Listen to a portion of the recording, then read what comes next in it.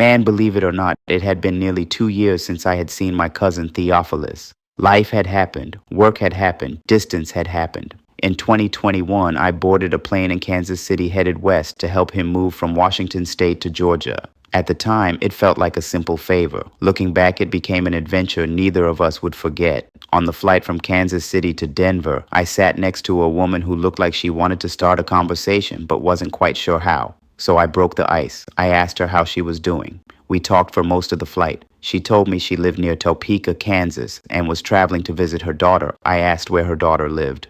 Missoula, Montana, she said. I remember the detail because I initially thought she said Missouri. She laughed and corrected me. Missoula. At the time, it was just another city name, a random place on a map. Later, I landed in Washington and reunited with Theophilus for the first time since 2019. We spent the next several days catching up. I met a lot of his military friends. Most of their names I don't remember. One I do remember was B-Rock. Good dude, down to earth, the kind of person who makes you feel welcome immediately. I also spent a night at the house of one of Theophilus' sergeants. Everybody called him Sergeant B. The man didn't know me from a can of paint. I didn't know him either. Yet he opened his home, let me sleep on his couch, and treated me like family. The next morning, we packed up and prepared for the long drive east. Before leaving, I took one more video of the squad. We joked about how long the drive was going to be. Then we hit the road. Theophilus drove the first couple of hours. I figured he was more familiar with that part of Washington because the military occasionally sent him as far as Yakima. After that, I took over, and I would remain behind the wheel for most of the trip. The first major city we passed through was Spokane. It was peaceful, rolling hills, trees, a busy interstate. Not long after that, we entered Coeur d'Alene, Idaho. Beautiful scenery, beautiful water, beautiful mountains.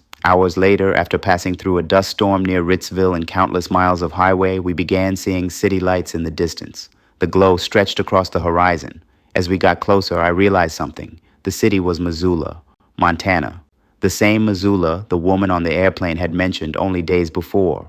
We decided to stop for snacks and a restroom break. The moment we walked into the store, something felt different. Nobody said anything. Nobody threatened us.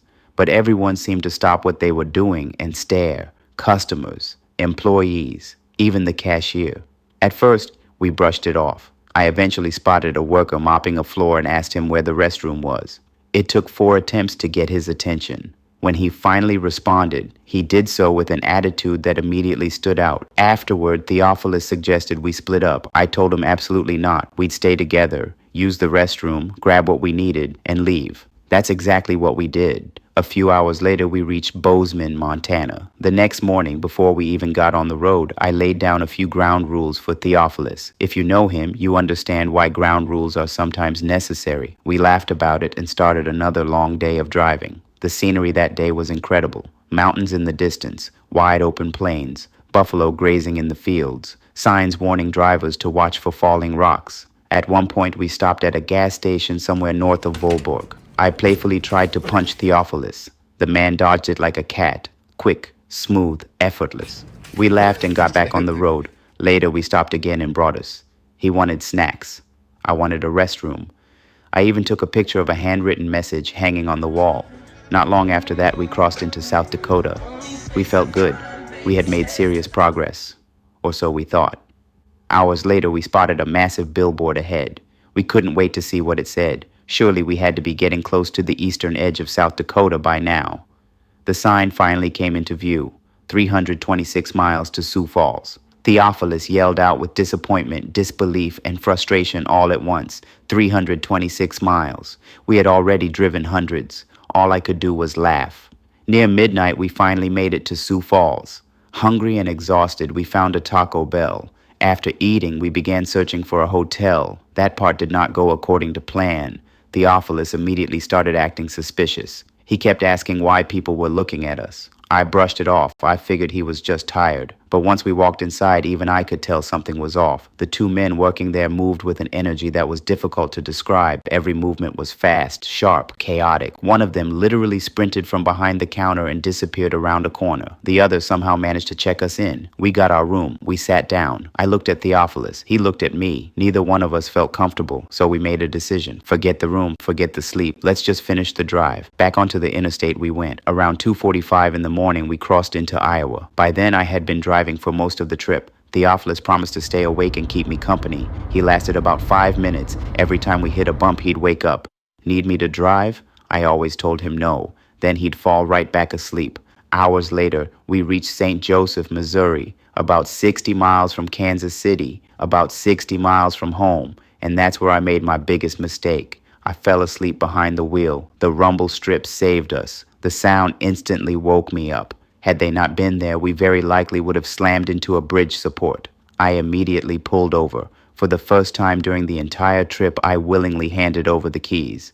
Theophilus took the wheel. The rest of the drive was easy. I was too full of adrenaline to sleep anyway. We laughed about it, mostly him. I was just thankful we were still alive. Eventually, we made it back to my apartment in Lenexa, Kansas. Then we did what exhausted people do. We slept and slept and slept some more. When I finally woke up, Theophilus was still asleep on the couch, snoring. I recorded him. Then I spotted his Philadelphia 76ers hat. Earlier, he had joked that I'd never get my hands on it. He was wrong. I put it on and went to visit my girlfriend. The hat looked pretty good on me, too.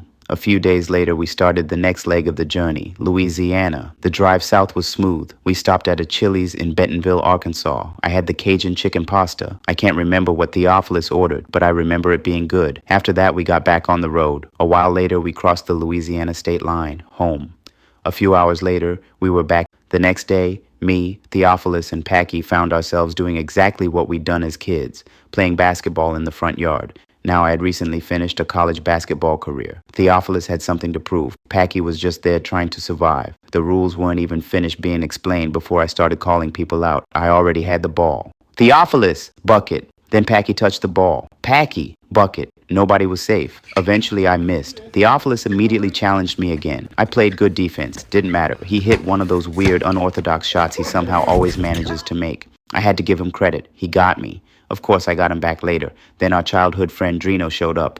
About 6 feet 4 inches, about 240 pounds, basketball player, trash talker. The moment he arrived, he started running his mouth. Everybody wanted a shot at the former college basketball player.